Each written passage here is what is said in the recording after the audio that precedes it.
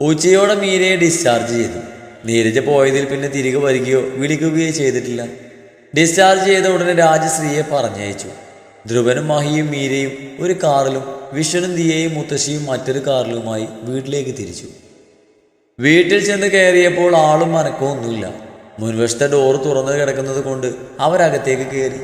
ഹാളിൽ തന്നെ മുഖവും വീർപ്പിച്ച് മധു ഇരിപ്പുണ്ടായിരുന്നു. ആരും അത് കാണാത്ത ഭാവത്തിൽ അവരെ കടന്ന് അവരുടെ മുറിയിലേക്ക് പോയി. അതോടെ മധുവിൻ്റെ മുഖം കൂടുതൽ എണ്ണു. ഇവരൊക്കെ വന്നത് അറിഞ്ഞുവെങ്കിലും മുറിക്ക് പുറത്തേക്ക് ഇറങ്ങാൻ കൂട്ടാക്കാതെ വരലക്ഷ്മി അവിടെ തന്നെ ഇരുന്നു. വരലക്ഷ്മിക്ക് വാശി തോന്നി. ഇത്രയും കാലം ഒന്നും പ്രതീക്ഷിക്കാതെ മഹിയുടെയും അമ്മയുടെയും ഒക്കെ കാര്യങ്ങൾ കൃത്യമായി ചെയ്യുമായിരുന്നു. എന്നിട്ട് ഇന്ന് നീരജ വന്നപ്പോൾ തന്നെ തടഞ്ഞതോർത്ത് അവർക്ക് അമർഷവും അടക്കാനാവുന്നില്ല. ഇത്രയും കാലം അനുഭവിച്ച വേദന അവരുടെ മനസ്സിലേക്ക് ആർത്തിരമ്പി വന്നു. ആദ്യമൊക്കെ കുറ്റബോധം തോന്നിയിരുന്നുവെങ്കിൽ ഇപ്പം അത് ലെവലേശം പോലും തോന്നുന്നില്ല. വഴിമാറി കൊടുക്കാൻ അവരൊരുക്കമല്ലായിരുന്നു. എന്നിട്ട് നീരജ വിശ്വസിച്ചോ മീരയുടെ അച്ഛനെ? വന്നയുടനെ ലക്ഷ്മിയമ്മ ശ്രീയെ കഴിക്കാൻ പിടിച്ചിരുത്തി. ഹോസ്പിറ്റലിലെ വിശേഷങ്ങൾ പറഞ്ഞ കൂട്ടത്തിൽ നീരജയെ പറ്റിയും മഹിയെ പറ്റിയും ഒക്കെ പറഞ്ഞു. ആ വിശ്വസിച്ച മട്ടാണ്. നീരജാൻ്റെ തകർന്നൊരു മട്ടാണ്. അവരൊട്ടും പ്രതീക്ഷിച്ചതല്ലോ ഇങ്ങനൊരു ചതി ഉണ്ടാവുമെന്ന്.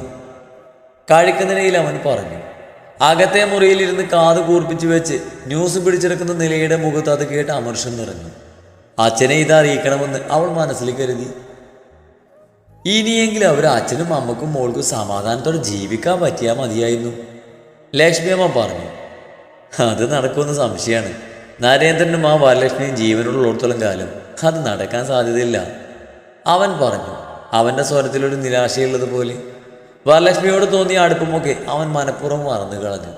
ഇന്നവൻ മഹിയും നീരജയും മീരയും ഒന്നിച്ച് ജീവിക്കുന്നത് കാണാൻ ആഗ്രഹിക്കുന്നു. അന്ന് ആ അമ്മയുടെയും മകൻ്റെയും ചർച്ച മുഴുവൻ അവരെ പറ്റിയായിരുന്നു. അത് കേട്ട് അസ്വസ്ഥതയോടെ നിള അകത്തെ മുറിയിൽ ഇരിക്കുന്നുണ്ടായിരുന്നു.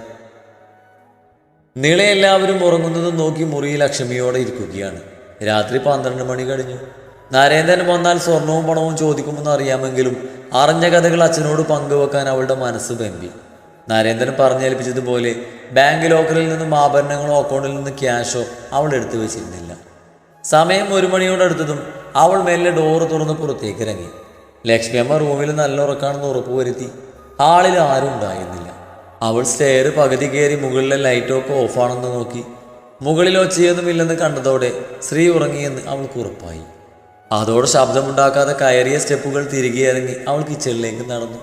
ഒരു കള്ളിയെപ്പോലെ പമ്മി പതുങ്ങി അവൾ പിൻവശത്തെ വാതിൽ തുറന്നു കൊടുത്തു. ഏറെ നേരം കാത്തു നിൽക്കേണ്ടി വന്നവൾക്ക് കാലിൽ വേദന അനുഭവപ്പെട്ടു തുടങ്ങിയപ്പോൾ അവൾ ചെയറ് വലിച്ചിട്ട് അതിലിരുന്നു. അത് ശബ്ദമുണ്ടാക്കാതെ. കുറച്ചു കഴിഞ്ഞ് അടുക്കള വശത്ത് ഒരാളനക്കം പോലെ തോന്നിയപ്പോൾ അവൾ പുറത്തേക്ക് ഇറങ്ങി നിന്നു. നരേന്ദ്രൻ്റെ ഫോണുണ്ടായിരുന്നു രാത്രി പിറകുവശത്ത് വരാമെന്ന്. അവൾ പുറത്തേക്ക് ചെന്നപ്പോഴേ കണ്ടു പാത്തും പതുങ്ങിയും വരുന്ന നരേന്ദ്രനെ. അവരൊക്കെ ഉറങ്ങിയോ? അയാൾ രഹസ്യമായി ചോദിച്ചു. അച്ഛൻ വാ.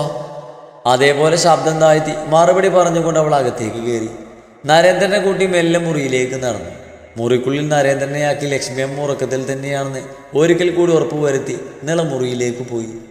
നരേന്ദ്രൻ അതോടെ ആശ്വാസത്തോടെ ബെഡിലേക്ക് ഇരുന്നു. ഇന്ന് സ്ത്രീ ഉണ്ടെന്ന് ഇടയ്ക്ക് വിളിച്ചപ്പോൾ നിള അറിയിച്ചിരുന്നു. അതുകൊണ്ടാണ് ഈ നേരത്ത് പാത്തും പതുങ്ങിയുമുള്ള ഈ വരവ്. നീ സാധനം എടുക്ക്, ആരെങ്കിലും കാണുമെന്ന് എനിക്ക് പോണം. നരേന്ദ്രൻ ഗോൾഡിൻ്റെയും കാശിൻ്റെയും കാര്യമാണ് പറയുന്നതെന്ന് അവൾക്ക് മനസ്സിലായി. കലി വന്നെങ്കിലും ഒന്നും മിണ്ടിയില്ല. അച്ഛൻ ഇവിടെ ഗോൾഡും കാശെന്ന് പറഞ്ഞിരുന്നോ? എല്ലാം സോൾവ് ആക്കി ചെല്ലുമ്പോഴേക്കും അമ്മ പഴയ കാമുകനൊപ്പം പോയിട്ടുണ്ടാവും, അവൾ പൂച്ചത്തോടെ പറഞ്ഞു. നരേന്ദ്രൻ അവളെ സൂക്ഷിച്ചു നോക്കി. നോക്കണ്ട, അങ്ങനെയാ ഇപ്പൊ കാര്യങ്ങളുടെ പോക്ക്, അവൾ പറഞ്ഞു. ഒന്ന് തെളിയിച്ച് പറഞ്ഞില്ലേ നീ, എന്താ കാര്യം? കുഞ്ഞൊരു ദേഷ്യത്തോടെ അയാൾ തിരക്കി. ശ്രീലക്ഷ്മിയോട് പറഞ്ഞതൊക്കെ നീളം നരേന്ദ്രനോട് ആവർത്തിച്ചു. ഒക്കെ കേട്ട് സ്തംഭിച്ച് നിന്നുപോയി നരേന്ദ്രൻ. അയാളെ സംബന്ധിച്ച് ഏറ്റവും വലിയ അടിയാണ് നീരജയെ നഷ്ടപ്പെടുക എന്നത്. അയാൾ അമ്മയെ ചതിച്ചിട്ടില്ലെന്ന്, എല്ലാവരും കൂടി അയാളെ ചതിച്ചതാണെന്ന്. അയാൾ നല്ലവനാണെങ്കിൽ ഇനി അച്ഛൻ്റെ സ്ഥാനം എന്തായിരിക്കും? നിള ചോദിച്ച അതേ ചോദ്യമാണ് അയാളുടെ മനസ്സിലും. ആ ചോദ്യത്തിനൊരു മറുപടി അയാളുടെ ഉള്ളിൽ പോലും ഉണ്ടായിരുന്നില്ല. കാരണം മഹിയോടുള്ള നീരജയുടെ പ്രണയം നരേന്ദ്രന് നന്നായിട്ട് അറിയാവുന്നതാണ്. ഒരു തെറ്റിദ്ധാരണയുടെ പുറത്ത് എടുത്താടി തന്നെ വിവാഹം കഴിച്ചത് തെറ്റായി പോയെന്ന് നീരജയ്ക്ക് തോന്നുന്നുണ്ടാവുമോ? അതൊക്കെ ഓർക്കുമ്പോൾ നരേന്ദ്രൻ്റെ സമാധാനം നഷ്ടപ്പെട്ടു. നീരജയെ ഉടനെ കാണണമെന്ന് അയാളുടെ മനസ്സ് പറഞ്ഞു. താൻ അടുത്തുണ്ടെങ്കിൽ അരുതാത്ത ചിന്തകളൊന്നും നീരജയുടെ മനസ്സിലേക്ക് വരില്ലെന്ന് അയാൾ വിശ്വസിച്ചു. ഇപ്പോഴുള്ള ദേഷ്യം ഒഴിച്ചാൽ തന്നെ മറക്കാനോ മറ്റൊരാളെ സ്നേഹിക്കാനോ നീരജയ്ക്ക് കഴിയില്ലെന്ന് അയാൾ സ്വയം സമാധാനിച്ചു. അത്രത്തോളം നരേന്ദ്രൻ നീരജയെ സ്നേഹിച്ചിരുന്നു. ഒരു ഭർത്താവ് എന്ന നിലയിൽ അയാൾ വളരെ നല്ലവനായിരുന്നു. നീരജയോടുള്ള അയാളുടെ സ്നേഹം ആത്മാർത്ഥമായിരുന്നു. മീരയ്ക്ക് ചെയ്ത ദ്രോഹങ്ങളല്ലാതെ നീരജയെ ഒരു വാക്കുകൊണ്ട് പോലും നോവിച്ചിട്ടില്ല. മറ്റെന്തിനേക്കാളും അയാൾ സ്നേഹിച്ചത് നീരജയാണ്.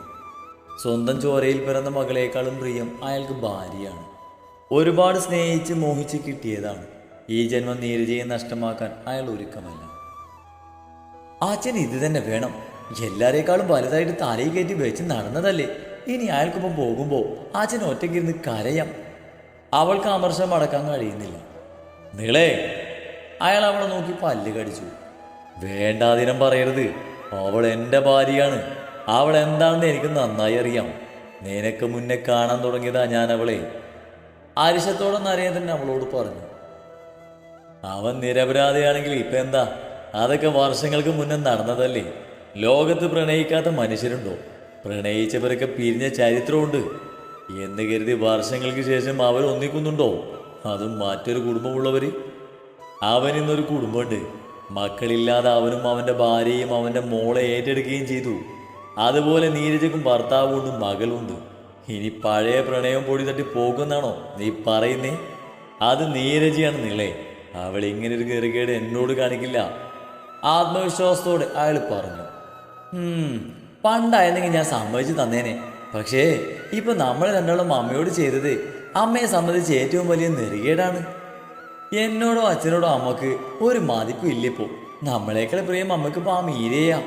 അവർ അച്ഛനും അമ്മയും മോളും കൂടി ഒന്നിച്ച് ജീവിക്കണം എന്ന് തീരുമാനിച്ച എല്ലാം കഴിഞ്ഞു. നിലയുടെ വാക്കുകൾ നരേന്ദ്രന്റെ ഉള്ളിൽ തീമഴ പോലെ വന്നു പെയ്തു. നീരജയെ എത്രയും വേഗം കാണണമെന്നൊരു ചിന്ത നരേന്ദ്രന്റെ ഉള്ളിൽ വേരുറച്ചു. നീ ഗോൾഡും ക്യാഷും എടുക്ക്, എനിക്ക് ധൃതിയുണ്ട്. അവൾ പറഞ്ഞതിനൊന്നും പ്രതികരിക്കാതെ നരേന്ദ്രൻ ചോദിച്ചു.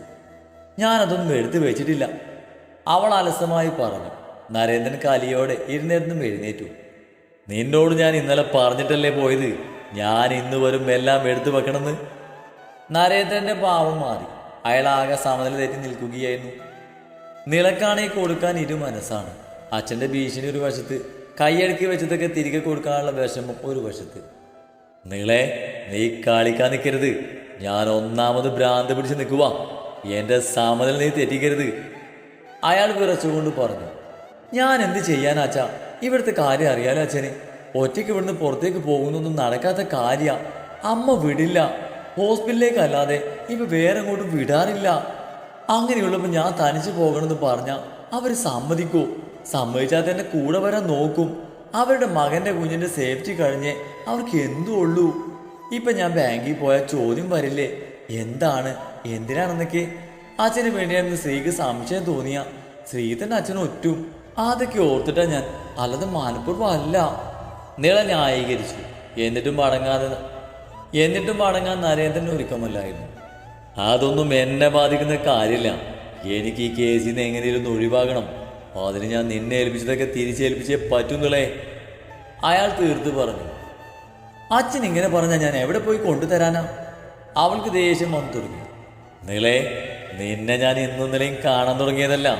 നിന്റെ ആർത്തി കാണിക്കേണ്ട സമയം ഇതല്ല. എൻ്റെ ജീവിതമാണ്. മര്യാദക്ക് അതൊക്കെ എന്നെ തിരിച്ചേൽപ്പിച്ചേക്ക്, അയാൾ ദേഷ്യം കടിച്ചമർത്തിക്കൊണ്ട് പറഞ്ഞു. അച്ഛൻ ഇനി എന്ത് ജീവിതം? അച്ഛൻ ജീവിതമൊക്കെ കണ്ണും ജീവിച്ചും കഴിഞ്ഞതല്ലേ. അതുപോലെയാണ് ഞാൻ. എൻ്റെ ജീവിതം തുടങ്ങിയിട്ടേ ഉള്ളൂ. അതും തുടക്കത്തിൽ തന്നെ പാളിപ്പോയി നിൽക്കുവാണ്. മുന്നോട്ടുള്ള ജീവിതത്തിൽ ഒരു കരുതലായിട്ട് സൂക്ഷിച്ചു വെച്ചതാ ഞാൻ. അതൊക്കെ പെട്ടെന്ന് വന്നിട്ട് അത് തിരിച്ചു ചോദിച്ചാൽ എനിക്ക് തരാൻ പറ്റില്ല. അച്ഛനത് ചോദിക്കുകയും വേണ്ടിനി. ഉള്ളതുപോലെ തുറന്നു പറഞ്ഞു. നരേന്ദ്രൻ അവളുടെ കരത്ത് ആഞ്ഞടിച്ചു. നന്ദി കേട്ടവളെ, നിനക്ക് കൂടി വേണ്ടിയല്ലടി ഞാൻ ഈ അവസ്ഥയിൽ എത്തി നിൽക്കുന്നത്. എന്നിട്ടിപ്പോ എനിക്കൊരാവശ്യം വന്നപ്പോ അവൾക്ക് അവളുടെ ജീവിതമാണ് വലുതെന്ന് സമ്മതിക്കില്ല. നിളയെ, ഞാൻ എൻ്റെ ജീവിതം അങ്ങനെ തകർത്തെറിയാൻ ഞാൻ ആരെയും സമ്മതിക്കില്ല. നരേന്ദ്രൻ മുരണ്ടു. അച്ഛൻ്റെ ജീവിതം ആര് തകർത്തെറിഞ്ഞെന്ന്? അമ്മ അങ്ങനെ പോകുവാണെങ്കിൽ പോട്ടെ എന്ന് വെക്കണം. അടി കിട്ടിയ ദേഷ്യത്തിൽ അവൾ ചീറി. നരേന്ദ്രന് വിറഞ്ഞു കയറി. ഒരെണ്ണം കൂടി പൊട്ടിക്കാൻ കൈ തരിച്ചു. നിനക്ക് പോട്ടേന്ന് വെക്കാൻ പറ്റും. നിനക്ക് നിന്റെ ജീവിതമാണല്ലോ വലുത്. എന്നാൽ എനിക്കങ്ങനെ കൈവിട്ട് കളയാൻ പറ്റില്ല അവളെ. എനിക്ക് എന്തിനേക്കാളും വലുത് അവളാണ്. നരേന്ദ്രൻ അവളെ ചൊറിഞ്ഞു നോക്കി. നിലക്ക് പുച്ഛമായിരുന്നു. എന്നിട്ട് എന്താ തിരിച്ചു കിട്ടിയത്? മൂത്ത മോളുടെ കാര്യം വന്നപ്പോ അച്ഛനെ തള്ളിക്കളഞ്ഞില്ലേ? അച്ഛൻ ജീവനോടുണ്ടോ അതോ ചത്തോ എന്ന് പോലും അന്വേഷിക്കാത്ത അമ്മയാണോ എല്ലാരേക്കാളും അച്ഛന് വലുത്? അവളും മടങ്ങാൻ പാവില്ല. എങ്കിലും അവരുടെ ശബ്ദം പുറത്തേക്ക് പോകാതിരിക്കാൻ ഇരുവരും ശ്രദ്ധിച്ചിരുന്നു. പിന്നെ ഞാൻ ആരെയാണ് വലുതായി കാണേണ്ടത്? നിന്നെയോ? നിനക്കും കൂടി വേണ്ടിയാണെന്ന് അറിഞ്ഞിട്ട് സ്വന്തം തന്ത ഈ ഊരാക്കുടുക്കിൽ വീണ് കിടക്കുമ്പോ തിരിഞ്ഞു നോക്കാത്ത നിനക്കാണോ ഞാൻ പ്രാധാന്യം തരേണ്ടത്? അയാൾ പല്ല് കടിച്ചു. നീളൊന്നും മിണ്ടിയില്ല. നീ നിന്റെ കയ്യിൽ നിന്ന് ഒന്നും എടുത്ത് സഹായിക്കണ്ട. ഞാൻ നിന്നെ ഏൽപ്പിച്ചത് ഇങ്ങ് തിരിച്ചു തന്നാൽ മതിയല്ലോ. അത് വെച്ച് എനിക്ക് കേസിൽ നിന്ന് ഊരിപ്പോരാം. നീയൊട്ടും സഹായിക്കില്ല. ഞാൻ ഏൽപ്പിച്ചത് പിടിച്ചിറക്കി വെക്കുകയും ചെയ്തു. നീ എൻ്റെ മോൾ തന്നെയാണോടി. ഞാനിങ്ങനെ നിന്ന് ചക്രശ്വാസം പാലിക്കുന്നത് കണ്ടിട്ടും നിനക്കൊരു മനസ്സലിവും തോന്നുന്നില്ലേ?